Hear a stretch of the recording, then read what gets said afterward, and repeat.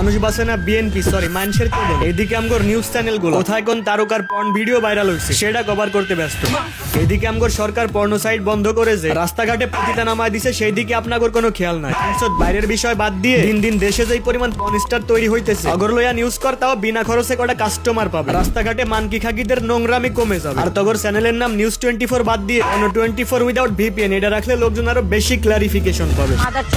WhatsApp বাজান, this is Khan and welcome back to Khan সাহেবের এলাকায়। রিসেন্টলি মিডফোর্ডে পাথর দিয়ে সোহাগ হত্যার বিষয় নিয়ে আমার কাছে নতুন করে বলার কিছু নাই। এমন ইনসিডেন্ট আগেও প্রচুর হয়েছে, এখনো হইতেছে, আগামীতেও হবে, তা নিয়ে কোনো সন্দেহ নাই। বড় জোর এক সপ্তাহ ট্রেন্ডিং এ থাকবে, তারপরে আবার যাতাই। সো হুদাই চিল্লায় গলা ভাঙ্গা লাভ নাই। বাট আপনারা প্রচুর লোকজন আমার ইনবক্স কমেন্ট বক্সে রিকোয়েস্ট করছে, ভাই ছাত্রদল বিএনপি পাতি নেতা আর সাদাবাজি নিয়ে ভিডিও, কারণ এখন নাকি জিয়ার সৈনিক চাঁদা তুলে পার্টি করতেছে দৈনিক। এটা কোনো কথা? কিছুদিন আগের একটা ভিডিওতে দেখছিলাম হিন্দু সম্প্রদায়ের নিউ ভগবান আনলো, মানে শ্রদ্ধেয় শহীদ জিয়াউর রহমানের ছবি টাঙ্গিয়ে একের পর এক প্রণাম নমস্কার লগে উলুলুলু।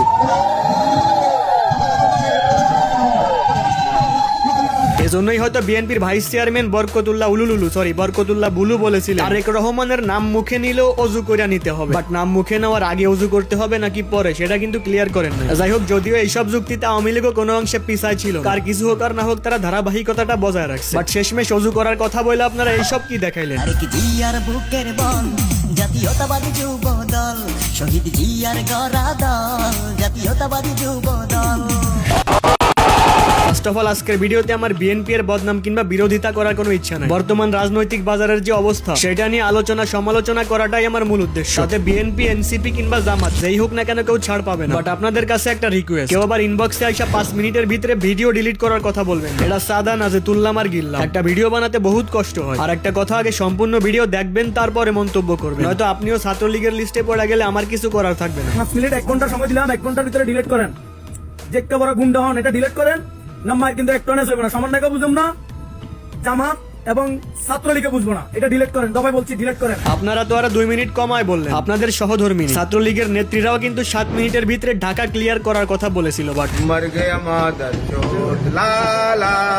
কথায় আছে না, হাগুরে পিঠেও গন্ধ, হুদায় উল্টা পাল্টা লাভ হইলো কি? আগের জুলাইয়ে ছাত্রলীগ দুচি এখনো গায়ের ঘাম মোছার সময় পাইলাম না, এখন নাকি আবার বিএনপির লগে আবেগে পড়ে যা করলাম জীবনে নির্বাচনের পরে সব বোঝাই দিব না। কারণ যেই পরিমাণ নমুনা অলরেডি নির্বাচনের আগেই দেখতে পারতেছি, তা আমি নাম বলবো না, নাম বললে অজু থাকবে না। সরি, নাম মুখে নেওয়ার আগে অজু করা লাগবে। নির্বাচন আফা ছাড়া নির্বাচন অজু ছাড়া নির্বাচন হায়জালালি নির্বাচন সকল সুন্নি পীর মারহাবা। জীবনের রাস্তায় মাঝে মাঝে হয়। আপনারা মানেন আর না মানেন, আজকের যুব সমাজের অলমোস্ট 90% ছেলে মেয়ে ঘন্টার পর ঘন্টা টিকটক, ইনস্টাগ্রামে রিলস দেখে কাটায়। এতে করে যেমন অপচয় হচ্ছে আমাদের গোল্ডেন সময়ে, তেমনি ক্ষতিগ্রস্ত হচ্ছে ব্রেন, ঘুমের ব্যাঘাত, মানসিক চাপ, চোখের ক্ষতি, শেষমেশ নেশার মতো আসক্তি। এইদিকে আমি খান সাহেব এবং ট্রেডার খানের লোকজন এই সময়কে কাজে লাগিয়ে প্রতিদিন ট্রেডিং শিখে ইনকাম করতেছি টাকা। আসলে ট্রেডিং থেকে ইনকাম করা অতটা কঠিন না আপনারা যেটা মনে করেন। আপনি যদি সঠিক গাইডলাইনের ভিতরে থাকতে পারেন, শিখতে পারেন, তাইলে 100% প্রফিট পসিবল। আর আপনি যদি বলেন perfect trading mentor, signal, guideline provider, তাহলে ইনশাআল্লাহ আপনাদের ট্রেডার খানই সেরা। আমাদের সিগন্যাল নিয়ে প্রতিদিন প্রতি মাসে লোকজন কি পরিমাণ যে প্রফিট করতেছে তার প্রমাণ আপনারা আমাদের টেলিগ্রাম গ্রুপেই দেখতে পারেন। ও হ্যাঁ, আর কিছুদিন পরে শুরু হতে যাচ্ছে আমাদের 20 থেকে $200 টুর্নামেন্ট। সো আর দেরি কিসে, এখনই জয়েন করতে পারেন ট্রেডার খানের টেলিগ্রাম গ্রুপে, লিংক ইন কমেন্ট বক্স, সময় সীমিত। চান্দা দে, নইলে জীবন দিয়ে। আমি চান্দা দিব না।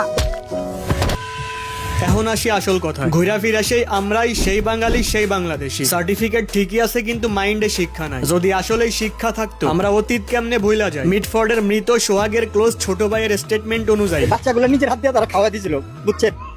এই মানবতাটা রাখে নাই সে।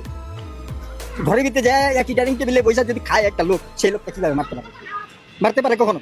তার ভিতরে জানোয়ার ঢুকছে। টিটু এবং মঈন মানে ওইখানের দলীয় নেতা যাদের নির্দেশে সোহাগকে মারা হয়েছে, এরা দলীয় ক্লোজ ভাই ব্রাদার, মানে এক ডাইনিং এক প্লেটে বসে ভাতও খাইছে, এমন একটা ক্লোজ সম্পর্ক ছিল তাদের মধ্যে। বাট অগর মধ্যে সাদাবাজি নিয়ে যতটা সমস্যা হয়েছে তার চেয়ে বেশি সমস্যা ছিল অবৈধ ব্যবসার ভাগাভাগি পার্টনারশিপ নিয়ে। ওরা বিএনপি, স্থানীয় ছাত্রদল, যুবদলের পাওয়ার খাটিয়ে মিডফোর্ডে অবৈধ তার এবং অ্যালুমিনিয়াম সিন্ডিকেট কন্ট্রোল করত। মানে বিষয়টাকে অ্যানালাইজ করে যতদূর বুঝলাম, ওই ভাঙাড়ি বাজারে একমাত্র সোহাগ ছাড়া অন্য কোনো ব্যবসায়ীরা ওই তার এবং অ্যালুমিনিয়াম বেচা কিনা করতে পারতো না। পরিচালনা এবং সোহাগের এই অবৈধ ব্যবসা পরিচালনা সুযোগ সুবিধা পাওয়ার পেছনের একমাত্র কারণ ছিল দলীয় পাওয়া এবং সোহাগকে এই দলীয় প্রোটোকলটা দিতে ওইখানের যুব দলের নেতৃত্ব দেওয়া মঈন এবং টিটু ওরা এর বিনিময়ে সোহাগ ওদেরকে টাকা পয়সা দিতে অলওয়েজ মিছিল মিটিং এ যেত। ভাঙ্গারি ব্যবসার কথা না, অন্য সিন্ডিকেটে ব্যবসা করতো, কিন্তু এই ভাঙ্গারির সাথে সে নাম ভাঙ্গারি, যেমন আমাকে ছাড়া আর কেউ দিতে পারবেন না মাল, এই সিস্টেম আছে। মানে যেটা লীগের পোলাপান করতো ওইটা এখন দলের পোলাপান করতেছে। সাধারণ জনগণ তো সারা জীবনই শোষিত, তাতে ছাত্র লীগ ছাত্র দল আর হেডার বাল যেই ক্ষমতায় আসুক না কেন সাধারণ জনগণের কাছে চাঁদা চাইলে তো আর কোনো ঝামেলা হইতো না, সহজেই দিয়া দিত। কিন্তু সমস্যাটা তখনই হয় যখন নিজের দলীয় লোকের কাছে চাঁদা দাবি কইরা বসে। এতদিন মোটামুটি সবকিছুই ঠিকঠাক ছিল, কিন্তু যখনই মঈন টিটু ওরা সোহাগের কাছে অতিরিক্ত অবৈধ ব্যবসার ভাগ এবং অতিরিক্ত অ্যামাউন্টের চাঁদা চায় আর সোহাগেতে অসম্মতি জানায়, লাগা মারপিট।